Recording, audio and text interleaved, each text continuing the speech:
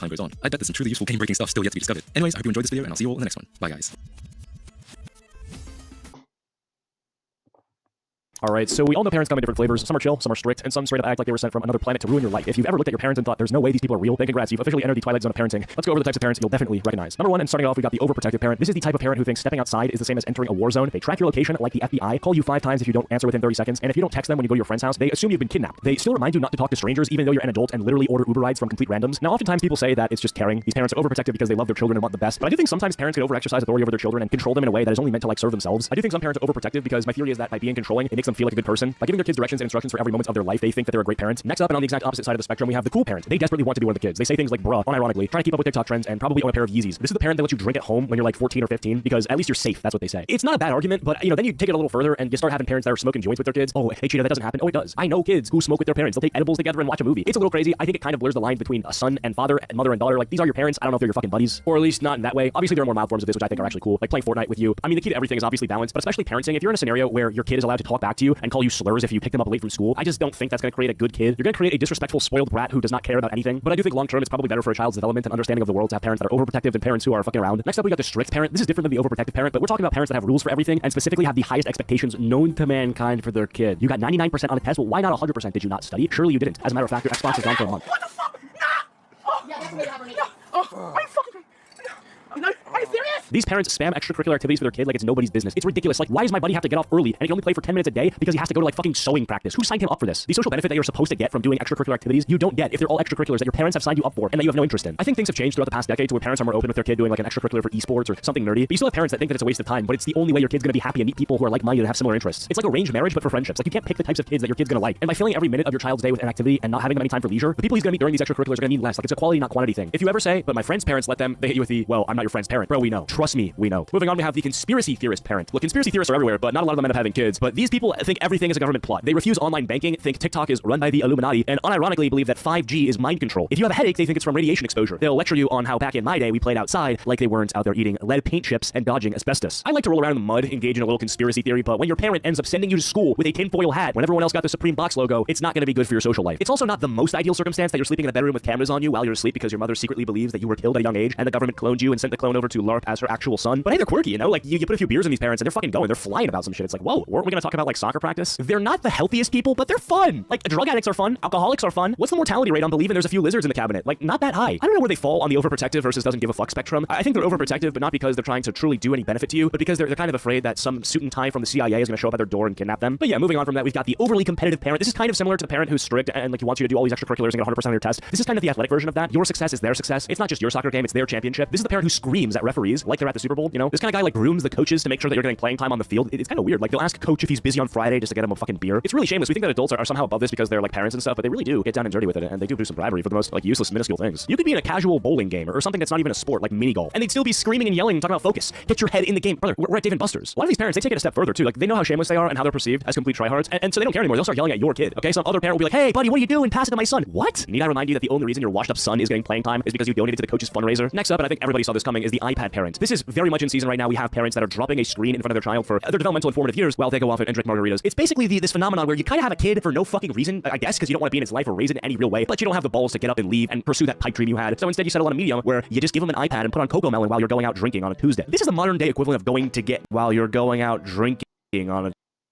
Tuesday. This is the modern day equivalent of going to get milk. Remember when you'd hear that, oh, your dad went to get milk and he never came back? This is kind of what we have now, where you're placing an iPad in front of your developing child and their frontal lobe never fully gets to where it has to be. But hey, you don't have to raise it. I've also noticed the amount of child beatings has gone down with the rise of iPad parenting, where because your kid is so hypnotized by the screen, he doesn't even bother to nag you. Like, the worst he'll do is shit himself, but like, yeah, you just change the diaper and get back to the hypnosis. I guess that's a good thing, right? But I feel like, you get beat by your father, you grow up, and then you're like, hey, thanks for that. It made me who I had to be. Now we kind of just got this trance that extends throughout their entire life into adulthood. So maybe not good. We'll see how that goes. Next up, and last but not least, we have the Google parent. This person was in no way, shape, or form ready or prepared to have a child, so everything they do about parenting is consulted by Google. Every parenting related question is asked and answered by Google. These people are a complete wreck the moment that their phone dies because they actually have to learn to problem solve without the help of AI or Google. But at least they have the compassion to actually look at the problems instead of distracting from it. Anyway, that's about the type of parents I want to go over today. If you guys enjoyed it, want a part 2. Hey Charlie, man, do you be eating my booty when I be asleep?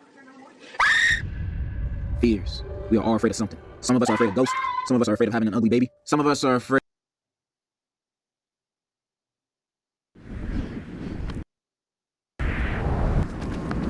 What is it's the same. So if you've clicked on this video, you're either currently moving out, looking to move out, have already moved out, or just need a video to watch while you eat food. And it's most certainly the last one. Well, I have recently been in the process of moving out. Flying the nest, as they say. If the nest in question was a brick terrace house in the middle of England. And let me tell you, boy, is it eventful. But before we get into that, if you want your fix of Josepi content, the second channel is fully up and running for more content between main channel videos. There's a bunch of videos up there already that you can go watch, and I've also been streaming regularly on Twitch and hanging out with you guys, which has been super fun. Maybe just don't clean the G. Oh my, I've also been running live viewer community events like room reviews or live show and tell, which later become second channel videos. So if you want to get involved in any future live events, or anything for that matter, everything gets announced in the community Discord server, which is all linked below. So see you there, gamers. So before you can take part in said moving out, you of course need to find somewhere to move to. Now it's a bit like House Marmite. Some people may hate this process, whilst others may love it. I mean, sure, it's exciting looking for your future gaff, but it can also be extremely tedious and stressful to find the right place. There's certainly lots of variables to consider. If it's an apartment or a house, the number of bedrooms, the condition of the place, the area, the view, if you have roommates or if you're alone, how high the rent is, and if it's in Birmingham. But guys, don't you fret. Sit down and get comfortable. Let Uncle Joe tell you the best way to do this. So here's what you want to do when looking for a property. Hop in Discord, call with your friends, share your screen, pull up any housing site, and venture forth. What a night of fun you will have, exploring different places all around the city, where you'll encounter a mix of, oh, this place looks quite good actually, it's a contender, and wow, look how cool this place is. And then, the single weirdest interiors you have ever seen that make you question how any sane human was behind the design of it. Absolute, pure, unrivaled cinema. Trust me, give it a try. Heck, even if you are planning to move, try it out. So when you've scoured every livable space that there is to browse, and you've sorted through the contender pile, you're left with one of your golden listings. Somewhere that you can see yourself living, the place you want to call home. Hey, that's one big hurdle out of the way. Next, all you have to do is apply for a viewing. Now for the sake of the video, I'm going to talk about renting a place rather than buying one outright, because it's the most common approach when people first move out. And I'm assuming that there aren't too many millionaires watching right now. Besides you, Elon, I know you're seeing this. Anyway, so you finally get a response and turn up at the place for a viewing. You meet with the kind estate agent and in you go. Now house viewings are always a little bit strange. Like of course it's important to see the place in person, walk around the rooms, but it's not like you have an entire home inspecting every inch of the house online before you came. And what are you actually supposed to say when you see the rooms? Oh, yeah, awesome. That is a room. Yeah. I mean, even if the house was shit, you're not going to say that to the agent, are you? It's the same energy as when you get a haircut and they show you the back of your head, and regardless of how it looks, you just say, yeah, brilliant, cheers mate, thanks. But when you see your dream house and hopefully everything is to your liking, you look the agent firmly in the eyes and say the golden phrase, the aura statement of the year. I'll take it. Congratulations, another big step of the process down. But now it really is a game of anxiously waiting. There may be other contenders. They might have to consult the landlord. Oh, you got accepted. That was fast. Nice, congratulations. You've bagged the place you were looking for. You're officially moving. Exciting times. But sure, whilst it's exciting, it's here that you need to lock in. Because as great as the idea of moving in is, you also have to do all the prep to move out. But before you can even think of moving in, you'll be sent a mountain of paperwork where you'll be asked a flurry of questions like your name, your age, how much money you make, your height, your credit score, what Gen 1 Pokemon stars you like the most, your entire family tree's bank statements, how many digits of pi you know off by heart, your Spotify Wrapped, your favourite colour, your favourite IKEA plushie, and your best drawing of Elon Musk. Well, once all of those are answered and the paperwork is sent off, the next step, packing, may be the most tedious part of the whole moving out process. Taking the entirety of your belongings and cramming them into numerous cardboard boxes. How fun, going through drawer after drawer, discovering items that you lost 5 years ago, and you're instantly filled with nostalgia and memories as you look at it. Or finding something you didn't even know you owned in the first place. Or pulling stuff out from under the bed that you shoved under there 3 months ago to forget about, and finding an entire civilization of dust. Well, you start small, packing the easy stuff, little knickknacks, stuff off your desk, toothbrushes. Then you slowly work your way up to clothes and coats, etc. Then of course, there is the task of furniture. Now assuming you're moving into an unfurnished place, it's of course your job to fill the place with exquisite furniture, a part of moving out that a lot of people love. I mean, any excuse to go to IKEA is a good one. Now if you already own furniture, a sofa for example, salute to you. I wish you the best of luck, because one of the hardest tasks on this earth that we call home is trying to cram a sofa through a door frame or taking a mattress up the stairs. But if you're moving for the first time, I highly recommend just buying new furniture for the place and doing it that way. So it comes boxed and you can just construct it. Far easier. Or just have some delivery man to get the sofa through the door for you. And of course, to get new furniture means you have to partake in the act of shopping for said new furniture. So when I was on the market for a sofa for the new place, I went to a store we have here in the UK called DFS, which is basically just a massive sofa store. And apparently DFS stands for Direct Furniture Store. But honestly, I hadn't really ever given much thought into what the letters stood for. I thought it was just something along the lines of, damn, fuck, sofas. Well, as you walk in, you lay eyes upon the valley of sofas in front of you, all sat there waiting to be, well, sat on. Now much like the sofas in IKEA that I mentioned in the IKEA in a nutshell video, the second you enter any DFS or any sofa store for that matter, you are legally obliged to sit on every single sofa in that store to see how they feel. You have fabric sofas, leather sofas, recliner sofas, soft sofas, hard sofas, sofas with speakers, sofas that massage you, all drastically different experiences, and every one has to be experienced. Trust me, take the whole family, it is a day out of fun. Well, after trying basically every sofa, I turned my eyes to one that my arse had yet to touch. There it sat, this huge green sofa. I'm talking this thing could seat maybe 10 people. I walked up to it and I was about to 100% DFS. I sat down and sank so far down into it, it was like a cloud. By far, the best thing I had ever sat on. A hell of a sofa experience. This was the sofa. I had to have it. This was my dream sofa. Unfortunately, it wasn't my bank account's dream sofa because it cost £4,000. So in the end, I settled for a grey corner sofa from the range that was about 10 times cheaper. But it's got the job done, it's comfortable, and a little hack for furniture I'm sure a lot of you are already aware of. Always have a look on the classic Facebook Marketplace, the only time that it's socially acceptable to open Facebook under the age of 50. We got a dining table and 4 chairs for £20 British, an absolute bargain. So always give that a look before you buy something new. Of course, you get to look at the funny photos of boomers trying to take photos with their mirrors. So once you've either managed to remove a wall to get your old furniture in, or have your new furniture boxed, before you can build them, first, it's time to breathe some life into the place, mainly painting the walls. Sometimes you move into a place, and the walls can be some right weird colours, sort of like the house was designed by a blind interior designer. So head to the nearest hardware store, you can peruse the many different paint colours that always have the strangest names. Bogey green, elephant dick grey, Donald Trump orange, Asmongold roux, and blue. So when you've eventually found your desired colours and purchased them from an employee that's been working at the store for 50 years, it's all pretty straightforward from here. Get some paint on your roller or brush and whack that baby on the walls. Just make sure you wear clothes so you don't care about getting covered in paint, put dust sheets down to save the carpet, and open windows so you don't hotbox the room with tons of paint fumes. Also, if you don't plan on painting your ceiling, you best hope you have a steady hand, because that shit is more precise than surgery. So with freshly painted walls, it's finally time to tackle the furniture. Now I've discussed flat pack furniture on this channel before. We all know how it goes. You're presented with many various different pieces, and you have to follow the instruction manual that looks like an aircraft manual. Lines everywhere. I mean, they might as well make these things in Arabic. I have no chance of understanding them. Then if you do eventually make sense of it, you start to build it and realise you've lost 3 screws and the entire thing can't be built anymore, so you just sort of mash it all together and hope that it still serves its purpose. Anybody that says IKEA flat pack furniture is just adult Lego clearly has no idea how hard it is. You have to follow the IKEA instructions and build the product from scratch with the parts you're given. Kind of like adult Lego. So finally, your walls are painted, your furniture is built, sort of. The house is now technically livable. But first, a mundane yet important step. The very first weekly shop. We all know the weekly shop. You get yourself down to any supermarket of your choice and buy the essentials to survive. Bread, milk, eggs, etc. We all know how it goes. Just a part of human life. But that very first shop when you first move into a new place is when you realise that you have really stepped into adult life. Now I don't know if I'm just an old man. I mean, the other day I did download an app that identifies the birds around me by their bird songs. But on that first shop, I found myself getting excited at the most boring items ever. I mean, never in my life did I think I'd find myself so hyped to buy a bottle of fairy liquid. Well, here we are. A scrub daddy, a toilet brush, towels, cutlery, a kettle, a toaster, a mop. All so mundane, but all so necessary. I think it makes the move feel real, maybe. So you're fully prepped for the first night. You have all the necessities until you take a shit and realise you forgot the toilet paper. So being fully moved in, as time goes on, things become a lot more fun. The place becomes more livable. It starts to feel homey. You get used to the place. And then you have the adulting tasks like cleaning and cooking. Now, some people out there have a natural ability to chef it up in the kitchen. And whilst cooking is a skill that any of us can learn and improve on, it does take practice for sure.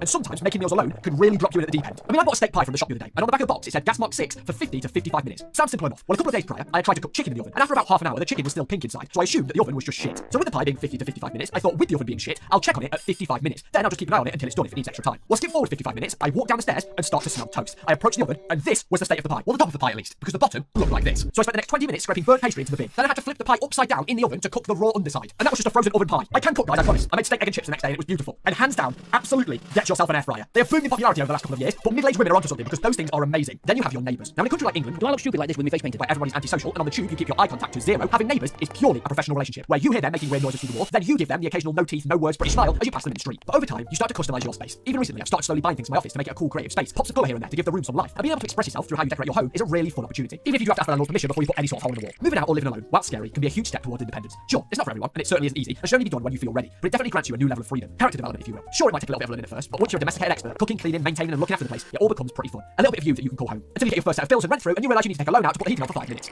Right, this is it. History in the making. Come on. Oh, Harry Kane, you what? Where am I? This ain't the Red Lion. This ain't even England. Well, I mean, it could be speed.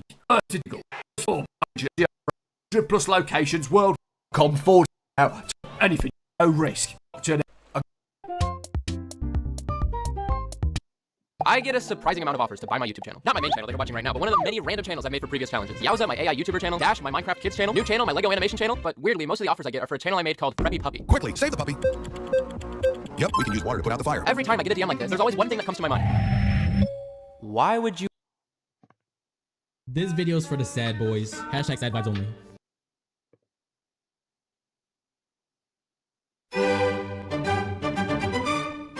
Hey guys, whenever I buy off a TikTok shop page for a video, I usually try to find the most cheapest and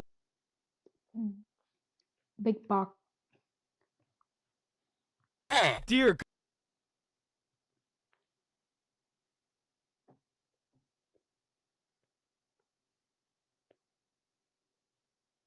Voici un smartphone. There's a smartphone. Anyways, when I end this thing.